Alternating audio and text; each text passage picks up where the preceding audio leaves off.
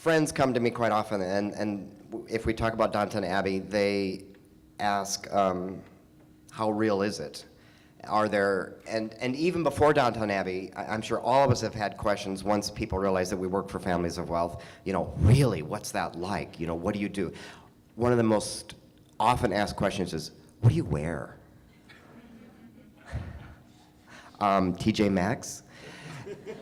And when I started watching the show, I tried to watch it from the eyes of my friends, and I started to scrutinize a little bit, like, well, is this really authentic? And I'm not an expert on post-Edwardian England, but I was amazed at so many of the similarities between then and now. And in one of the very first episodes, is either the very first episode or the second episode, there was an instance where it opened with several shots of the house opening for the day, and the butler was ironing the newspaper. And many of you know that the newspapers back then were ironed in the morning. It was a twofold purpose. One was to get the creases out, but one was that the ink was still fresh and it wasn't set. So that the gentleman, when he read the newspaper at breakfast, if the ink was not set, he would get it on his cuffs. So it helped to dry the ink. It also allowed the butler to become somewhat educated. If he was slow enough, he could be reading as he was going along. So he got some outside news. So I guess there was a third purpose, but that was covert. Do we do that today? No. But what do we do today? The newspaper comes to the drive, the housekeeper or the major domo or the butler goes out to retrieve it, takes it out of the plastic, pulls out all of the classifieds, pulls out all of the ads. My employer does not need to know what's happening at Publix grocery store. Doesn't care. I have to say, Is on? so Go ahead. I have to say though, sorry, Richmond, my old employer, forget the newspaper, he used to make a beeline for the funnies. So I actually used to keep all those coupons because that's the side that he actually went for. So, yeah. So, case in point, I mean, we are still working with a newspaper like that. I mean, none of us have somebody who does that for us. So there's the attention to detail that still takes place. It might look just a little different, but it's still the same thing. And I think we also will admit as we go through this discussion that some things just don't hold today. First question I want to put out to the panel was, what does the show represent for the private service industry? What does the show represent today for the private service industry? What does it represent? I think it really instills, for people that are not even aware about our industry as a whole, the pride that we as private service professionals have in our positions, whether you be the housekeeper, the cook, the butler, the valet. Downton Abbey brings that to the forefront. Those household members, there's the hierarchy, there's the you know, somebody wanting promotion in a certain position from valet to butler, under butler. It just renews that sense of pride. One of the things that I've enjoyed most about the show is it really gives us a historical view of our industry. And I do believe that no matter what we do for a living, no matter what industry we are, we do need to understand where we come from and what has changed over the decades and millennia that has brought us to this point. It allows us to provide a higher level of service. Well, as you can all tell from my gray hair, I'm very familiar with post-Edwardian England as I was there live at the time. I agree with my friend Vanna at the other end of the table that, in fact, what it does, a show like this does, and I should preface this with, I work so many hours, I have never had a chance to actually see the show, so I'm sitting on a panel talking about something I know nothing about. But what it does do is, it raises the question. Most of us in the private service profession, we go through our lives, people say to you, oh, what do you do? Or I'm an estate manager, I'm a house manager, even to some degree the chefs and what have you. And they say, well, what do you do all day? Well, I made sure the boss's toothbrush was put away properly and clean. The jobs that we do, they're so menial. But what a show like this does is it gives the lay people, as it were, a vision, which, although it might be historical and not necessarily accurate to today, it gives them a basis for the conversation. Just one other thing. Oh, thank you, Peter. Press my buttons anytime. Anyway, you do. You normally press the wrong one. Did you say buns? No, I didn't. Look, I've had a dog cock up my leg. Yeah, my leg is good. No, just something. What I like about this show is something that, had it been around 20-something years ago when I first came to the United States, my old employer's wife, her husband had sent her to the United Kingdom to actually complete the Ivor Spencer Butler's course. Now, I did not know that until after I was hired. And of course, I'm like, for God's sake, now she's going to be watching every little thing that I do. But her memory obviously was pretty short, because within months of me coming to the United States as a butler, and the 80 to 100-hour weeks, and the 1 year turned into 3 years and 6 years, and no salary increases, I'm thinking, you need to go back to butler school or whatever. But Downton Abbey, I think it's one of these great shows. For the first time it shows an employer who has a heart. And I think that's one of the great things that I take from Downton Abbey. There's also one little caveat that I like to add is what we're seeing with today's generation and smart technology. We're seeing an increase of instant gratification.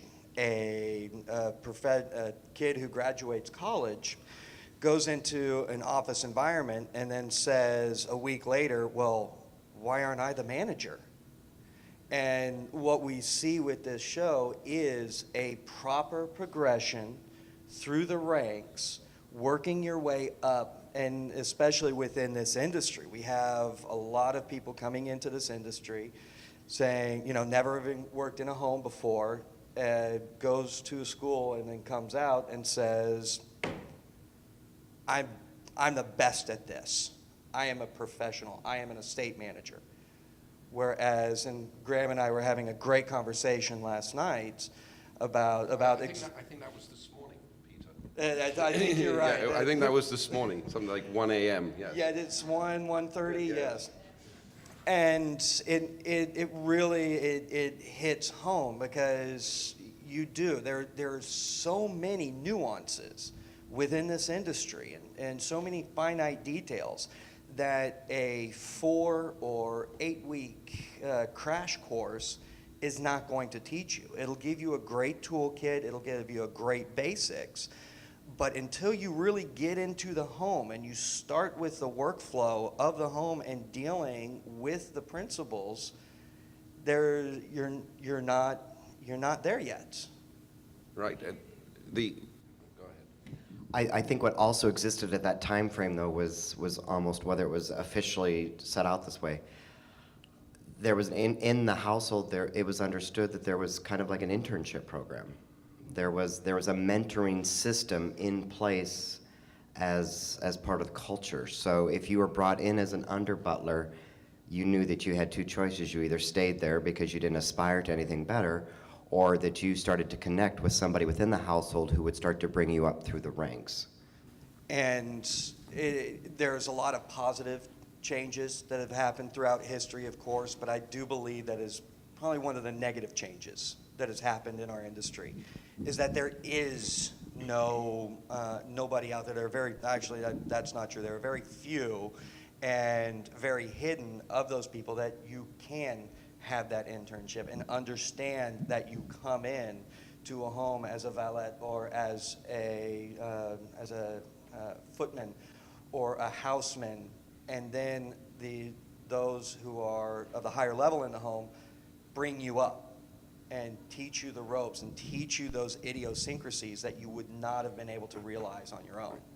But one of the other changes that you see from the time, you have to understand that post-Edwardian history. Like I said, I lived it, so I understand it.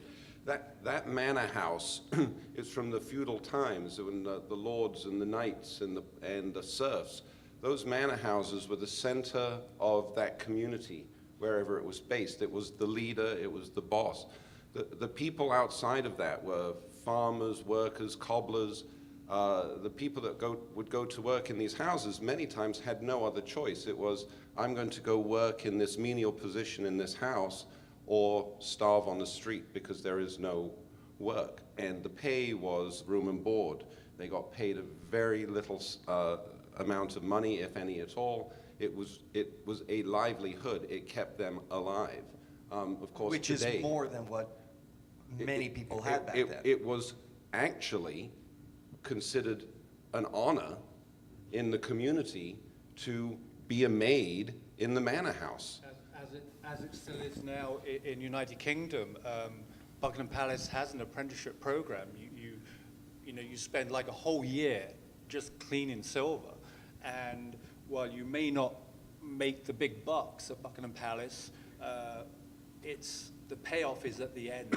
When you've gone through 5-6 years at Buckingham Palace, come on, let's face it, you got Buckingham Palace on your resume, you can practically get any job.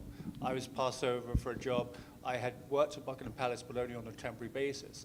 I was actually passed over for a job because the other chap had worked there for a full 6 years for his £30 a week. I had bigger eyes and bigger dreams and came to America. But because of the way that worked, the households could have huge staffs. I mean, who here runs a house? When I first started, I was in a house. It was for a couple with their 2-year-old child at the time. We had 25 staff in one house. Who here works a house with that many staff? Two out of the whole room.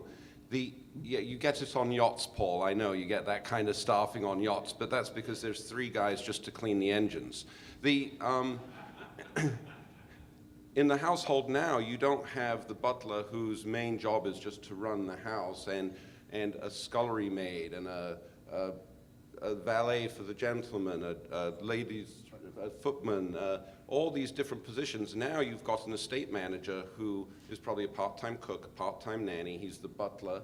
He manages the house, probably does some housekeeping on the side. The housekeeper is a part-time nanny and a cook, and all of these positions. So we get paid a tremendous amount of money comparatively now, at least I hope you do. But we're wearing many hats. In those days, in Downton Abbey days, it cost them nothing. They were giving room and board. They had hundreds, possibly hundreds of staff working any of these manor houses. If you go to England now, the families that own these houses can't even afford to pay the taxes. They open up the houses to tours just to pay the bills. They don't have staff like that anymore over there either. There's one guy doing it all. I wanted to ask what the thoughts were regarding the relationship between the staff and the family. I would suggest that I felt watching this series that maybe they were a little more familiar than what would have actually happened, that the staff was a little more familiar with the family than perhaps what would have happened during that time period. I'm inclined to agree. But one of the things that I did see that it has changed is that back then the lines were much clearer. There is a definitive, there's another show, Upstairs, Downstairs. And there is a definitive line between the principal and the staff. And these days, those lines get blurred very quickly and very, very easily. Mostly by the principals. And the vast majority of the time by the principals. And sometimes it's as simple as, well, don't call me Mrs. Smith, call me Joanne. And as soon as you make that step, that is that first step in familiarity. And that further blurs the lines, and they trust you. So there's a confidence there. And us with the Service Hearts, we want to be that confidant. So we feed into it.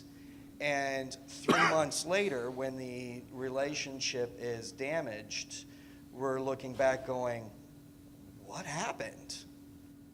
In Downton Abbey, the employees would never have crossed the line. It was unspoken. You crossed the line, you're out. And as I said earlier, if you were out, you were on the street and starving to Although death. in Downton Abbey, if I recall, the chauffeur was having a bit of slap and tickle with one of the daughters, if I recall. Like I said, I've not actually watched the show, so. Now that is very well put. Right. And only a British man can get away with saying that up on stage. So I believe yesterday somebody I gave. had a previous employer who said, Andrew, you know, when you swear, it's never really like swearing. Can you swear? Sure. Yeah, that's it. So yesterday somebody gave a talk about keeping the lines clear between employer and employee. I did a talk in the Detroit chapter about the same thing. And I think in the days of Downton Abbey, it was the principals that drew the line. Now, the roles have reversed. We as the private service professionals, we're the ones having to draw the line. We're having to say, you know, the principal, yes, oh, call me, you know, whatever, Susan. Okay, Mrs. Such and such. I've gone through it myself personally in 2 jobs. And finally, one employer said, you're never going to call me Susan. No, I'm not. That's right. I never am. And there are principals these days that do feel very, very uncomfortable with you calling them by their last name. And I will tell principals, you know what, as casual as I will go is Mrs. S, Mr. S. And that's when it's sit down, have a conversation as to why, and educate your principals as to why we're drawing these lines.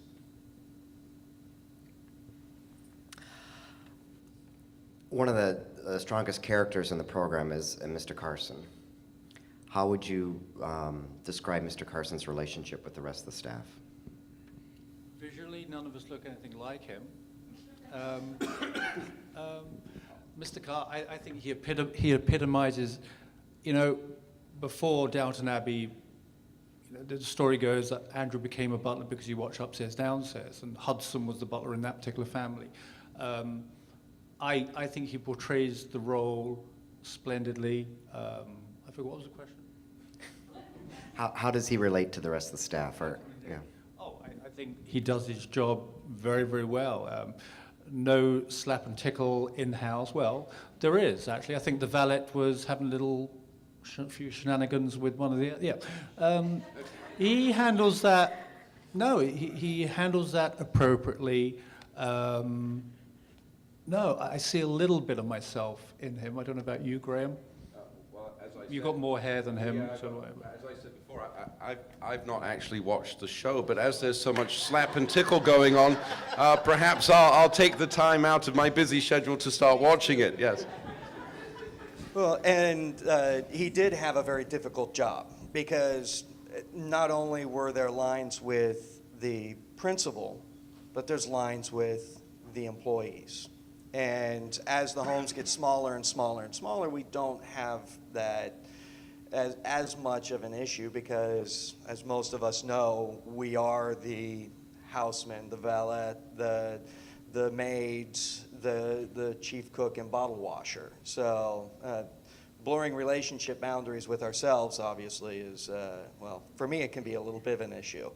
Only when I don't take my medication, though. But he handled everything very professionally, and what I've always liked is that it wasn't a staunch, do not do this. It is best if you don't do this, and if you are, I don't want to know about it, and don't let it affect your job. Who's not the head housekeeper? Who's his sidekick?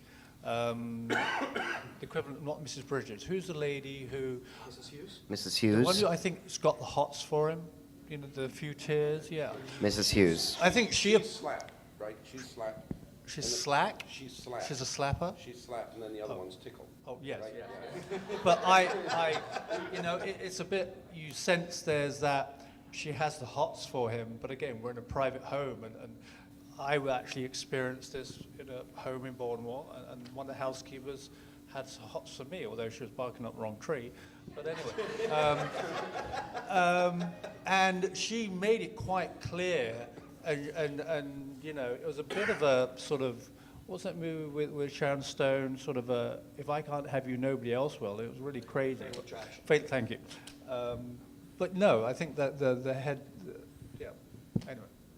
Thank you. You distracted suddenly. There was We got Andrew flustered. There was definitely a set of hierarchy that I noticed within that household, which would have transferred to, I think, almost any household at that period, where you understood the line of command.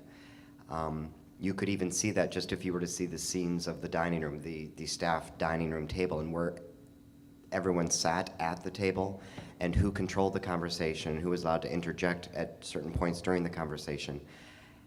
That also still, in my own experience, the third home that I worked in New York had a very large staff, not quite 22, but not too far from that number, where our staff dining room at lunch, the estate manager sat here, the butler sat here, the chefs, I can picture everybody at the table.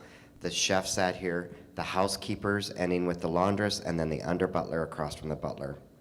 Nobody identified that. It was not written anywhere. Nobody discussed it. It just, those became our places.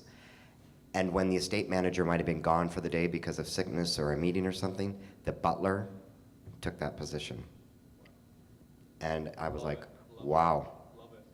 It wasn't written anywhere, and I think it's more obvious in Downton Abbey that there's those distinctions.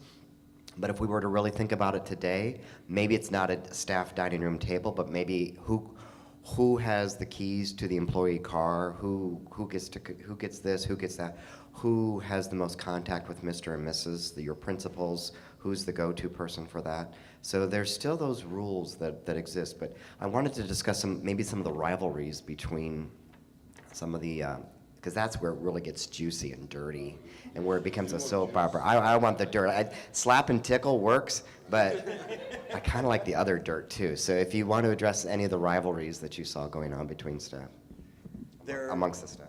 There are a few things that just do not change with time. And when you are so completely engrossed in your job and in an environment, these things are going to happen. You spend 24 hours a day with somebody, there's going to be a connection. And it's the one thing that turns Downton Abbey from a documentary into the drama that it's intended to be. And I say that because it is very accurate historically in the staffing and how everybody were going off to war. But they're destined to happen. And they handled them the same way back then, according to the show, as we handle them today. I think another thing, Peter, is the rules back then with staff fraternizing with each other, staff fraternizing with guests. I think one of the housekeepers had heard, I think the war had just started, and she was helping out in the hospital, and she slept with one of the wounded soldiers. She ended up having a baby. Some things never change. You just don't do that.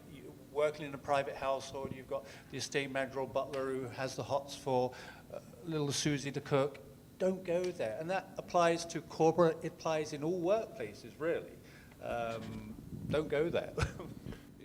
If everybody that knows me knows I can talk, so I'll try and keep this story brief. But I've been in private service for 24 and a half years. My beautiful wife, who's in the audience right now, has shared that ride for about 20 years.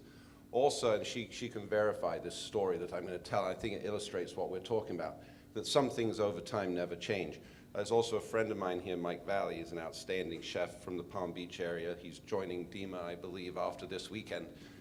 And I believe you may have been in the kitchen for this experience. I had a head housekeeper, very large staff, major estates in East Hampton, and it was a kosher home. For any of you that have worked kosher homes, you have to keep dairy separate from meat. Breakfast was always a dairy meal. Lunch was always a meat meal. And we were so busy that I literally hired a girl. She did nothing but wash dishes on the weekend. Bless her, 40 hours every weekend, doing nothing but standing at a sink washing dishes. So I'm drinking a cup of coffee from a dairy mug one morning, and I asked this girl, Yolanda was her name, can I just put the coffee cup here? It's dairy. And the housekeeper is across the kitchen, and she says, what are you doing? I said, well, I'm putting my coffee mug there. She's like, well, don't you think you should wash it? I was sort of taken aback by it a little bit. I was like, I'm the estate manager. Like, you're the housekeeper. Like, I'm not really used to being challenged that way. I think I run a firm but fair home. I make lines very clear where everybody stands, so it's good for everybody. So I turned to her, I said, well, let me ask you something. I said, would you say that Mr. P in our world, the boss in our world, is in fact God to us? And she says to me, well, yes, he is. I said, so, well, then I'm king by divine right, and I will put my coffee cup where I wish. Needless to say, I had no more questions from the housekeeper what I did with my dirty dishes, but I did point out to her, I've worked in homes where every day, when I worked under a major domo, I brought him lunch. I served him lunch. At no point did he say, you will serve me lunch every day. Every day, the chef made lunch, I made a plate, took a tray, and took it to the major domo to his office. There are unspoken rules of conduct. There are unspoken signs of respect that exist in the industry today that are holdovers from Downton Abbey. They exist in the business office, or they should exist in the business office as they do in the home. My wife last night mentioned something, well, she's like, there's like this unspoken code of conduct among this group. I see it, I sense it, I can feel it. Somebody who, she's familiar with what I do, but does not work in what I do, she understands. There is this code of conduct, and it carries over. Graham, thanks for sharing that story. I'm a major domo. Will you bring me lunch today? Absolutely. Sorry. I got a treat for you for lunch today. Sorry I discovered that so late in the weekend. You're cold today. Thank you. There's booze across the hall. Booze? Booze. Booze. Again, something with no interest. He'd rather have the booze. Thank you. One of the questions I get asked too quite often when somebody finds out that I work for a private family, that I think there's this concept outside of our industry that people within our industry, butlers, estate managers, under butlers, housekeepers, have such a huge influence on like world decisions. Like, are you helping them spend millions of dollars? And does he sit down and talk with you about, UNESCO and world affairs and things, and like, wow, you get to be part of all of that. And then inside the house, just the opposite, where many of us probably feel like my opinion matters squat. I think there's the truth, though, is probably somewhere in the middle where we may not even realize in the industry we're somehow projecting an influence. And I think that happened in the show, and I would just put that before the panel. Did you see examples of that in the show where there was staff actually was influencing or part of major events that happened outside the whole home, either governmentally or politically or socially? Does that happen today? Does that? From a personal standpoint, I've not come across that. Although in the movie Remains of the Day, that applied there, but not personally. For me, I haven't seen very much of it. And again, I've worked for several people that if the phone rings, you get up and leave. Even if you're in the middle of a meeting, in the middle of a conversation, if his phone rings, you get up and leave. Because there is a profound sense of confidentiality, especially if you work with somebody in the financial sector. But I do believe also on a very subconscious level that we are.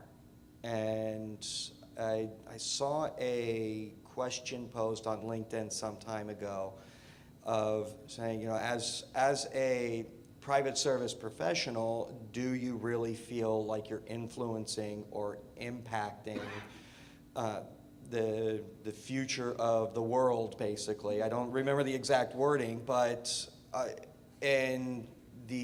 don't know, when I think about that, I have to say yes, because there's a great, I'm not sure if anyone here watches Big Bang Theory, but one time Sheldon takes a set of dice and he says, from now on, I am going to let the dice make every decision for me so that my brain can function on another level and be removed from the mundane.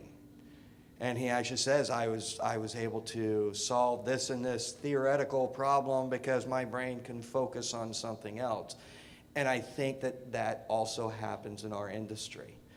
We provide a service that allows our principals a peace of mind that there's a part of their life, a major part of their life, that they don't need to worry about.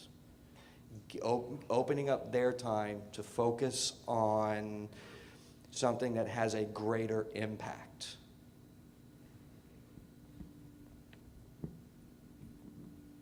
I think, Peter and Andrew, you're far too modest. I think you don't understand the power that we wield. As estate managers, we're dealing with some of the most powerful people in the world. They're the movers, the shakers, they're the ones with the money. It's not Obama, it's not the politicians, it's the people that we work for. And the bottom line is, if we burn their eggs in the morning and send them to the office in a bad mood, we will affect the world.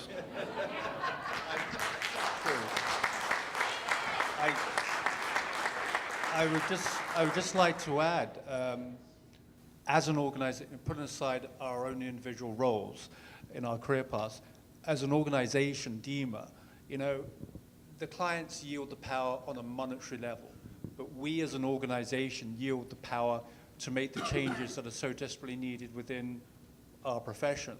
And from an agency standpoint, Chris Baker, David Gonzalez, and Robert Hanselmans, we as agencies are the ones that should be guiding and steering clients in all areas of what is the norm, salaries. We're the ones who should be dictating to these high-powered CEOs salary, A, B, C, D, and E. Because if they're hearing it from all us agencies, they're hearing the same out of our mouths.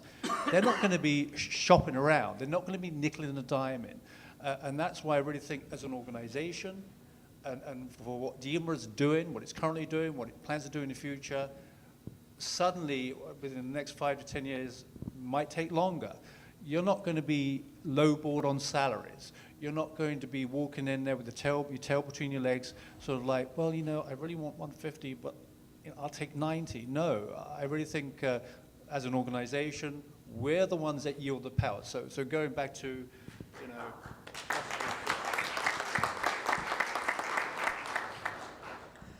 We have a few more minutes. I thought I would open up questions or comments or thoughts from the floor. Yes. So I have a question. I'm wanting to draw a comparison to 20 years ago when there was actually a little bit of increase in private service with Reaganomics. We had the McMansions in North America, and then we had shows like Remains of the Day. We had, Upstairs, Downstairs. We had Mr. Belvedere. So there was an increase in private service. There was an increase in private service depicted in media. And now, 20 years later, we actually have a slight decline in private service, but Downton Abbey has captivated, North American viewing audiences. Now, granted, it's a brilliantly written show, and I love it, but why do you think people are much more aware of our industry now when we actually have a slight decline, when 20 years ago, in the Reaganomics, and the McMansions and everything, there was actually more private service professionals. So, just society-wise, what do you think the relationship is there in the last 20 years? Did everyone in the back hear that? You were very well spoken, very loud and clear. But did everyone in the back hear that okay? I would say possibly William and Kate, the new royal baby. I don't know. I think that sort of, I don't know.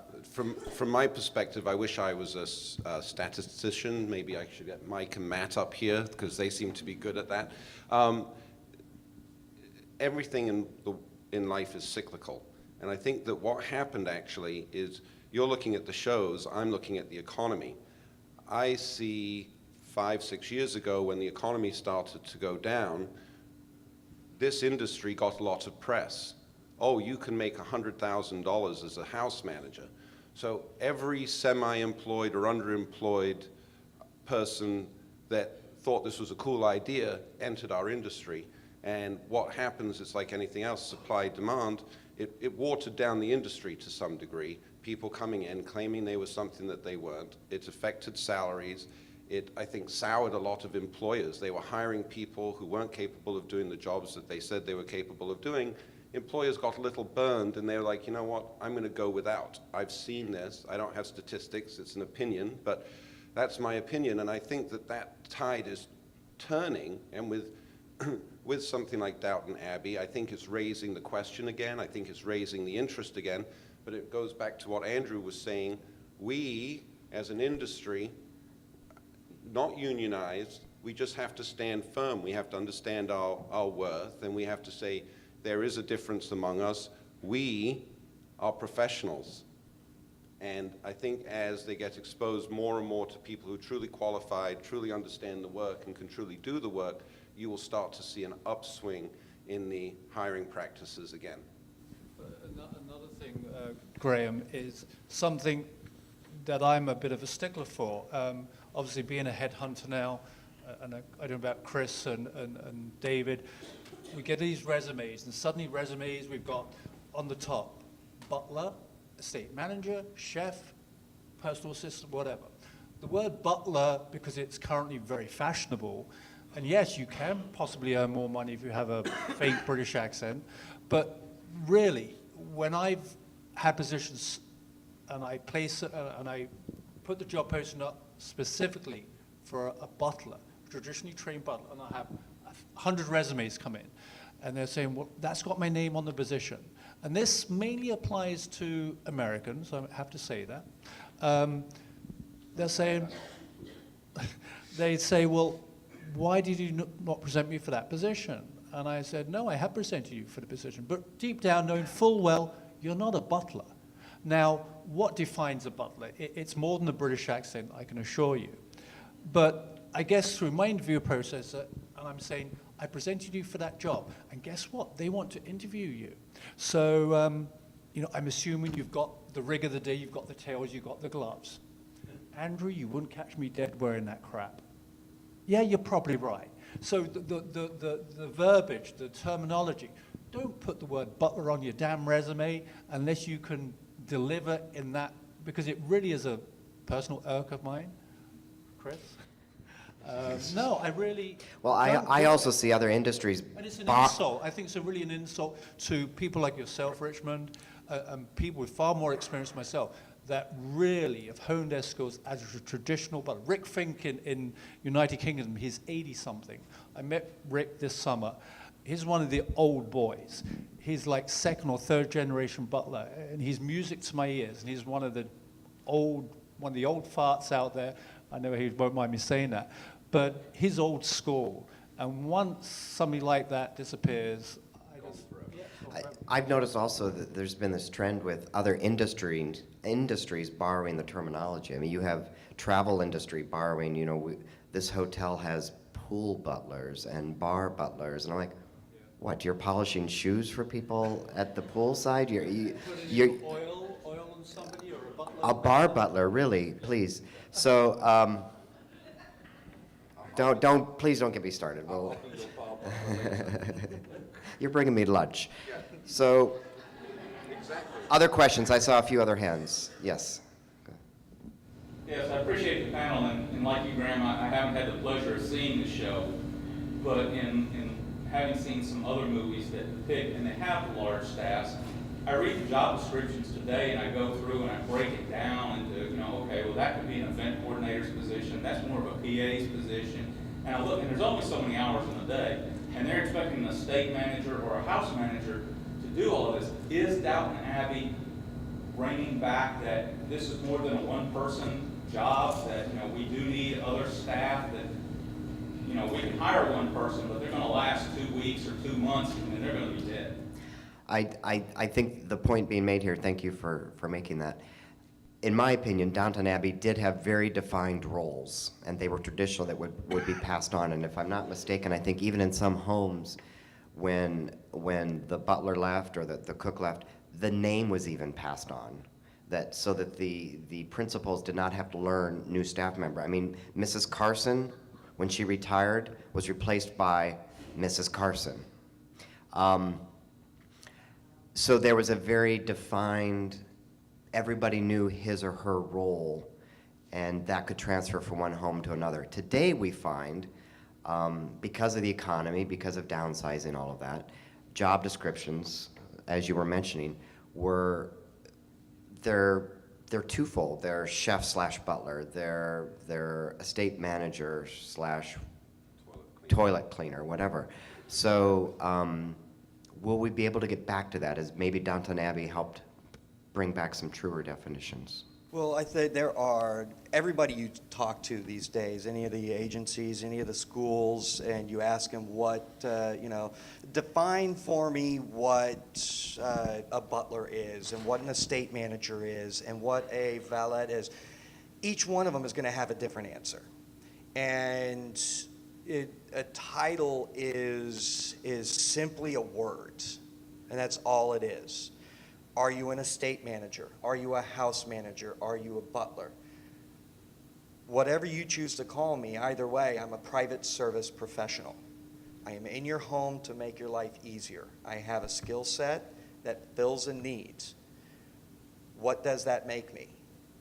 That makes me somebody who loves the industry, and you can call me schlub or whipping boy. I really don't, or even Vanna. I don't care.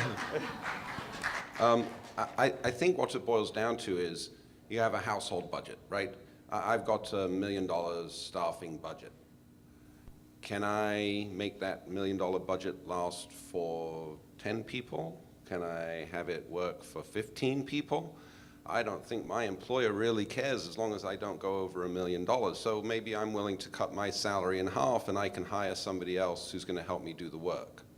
And I think in this day and age, it's come down to dollars and cents. As I said at the beginning, Downton Abbey, they didn't pay these people. It was room and board. It was negligible what it cost to have them. Now, we live out. We all have this. My family supports, just in the household, supports how many families? When they pay me, they're supporting my family. In Downton Abbey, they were supporting an individual.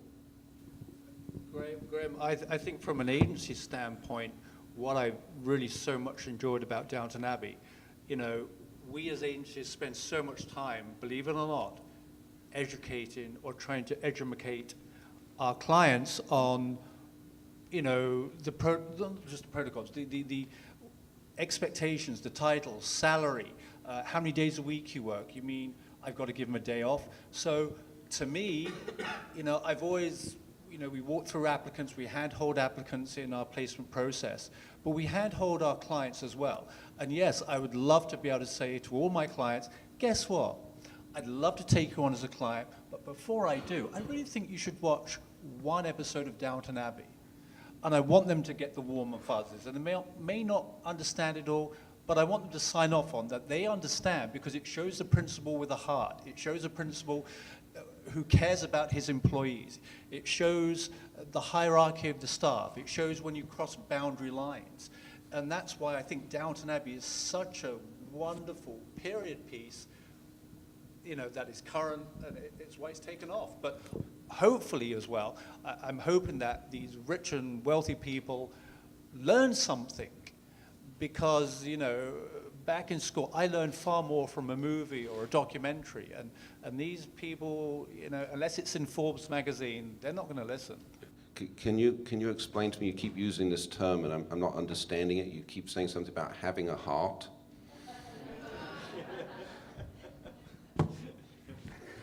I'm more interested in the slap and tickle, but that's okay. Time for one more question. Yes.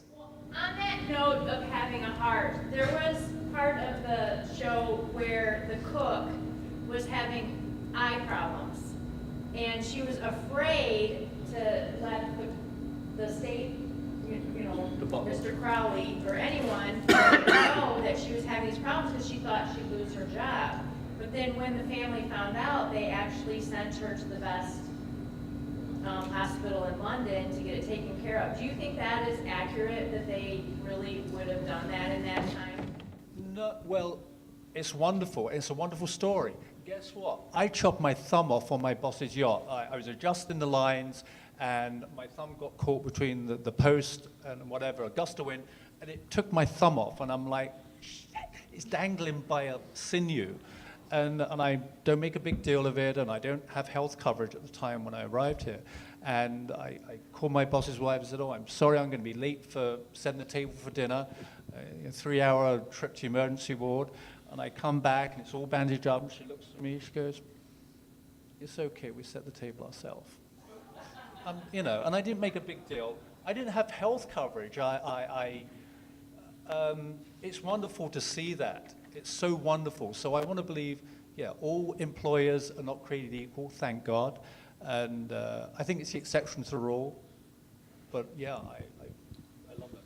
Even in the corporate world these days, one of the big things that have changed is loyalty, though. These days, back then, you had staff for decades and for entire lifespans. And these days, what is the average lifespan of an estate manager? It's usually somewhere between 5 and 10 years. And that 10 years is on the long end. Oh, I really got to enjoy lunch today then, huh? Yes, enjoy it while it lasts. But it's even so in corporate America. You spend a year here, and in order to advance, you move to another company. In order to advance, you move to another company. And on the opposite spectrum, even if you've been with the company 20 years, guess who the first people to get laid off are? The people who have been there 20 years and have the highest salary. And that kind of loyalty is greatly dissipating. If I may just have 30 seconds. Yes. I've worked for 7 different families. I have to say, I've seen more cases where the principals have gone out of their way to help an employee than I have seen them turn their back. Our employers are well connected, they're generally associated with the better hospitals and what have you, they can afford the best doctors. I have definitely seen cases where employers have gone way beyond anything you would expect to help employees and their families with things like medical conditions. It's not all, but I think that if you make yourself special to your employer, that they may on a daily basis only care if you get sick, because if you're not at work, it's an inconvenience. But when the chips are down, if you are special to them, my experience has been they will step up and go the extra mile for you. Thank you. I want to thank the gentlemen, Peter, Andrew, and Graham, for your input.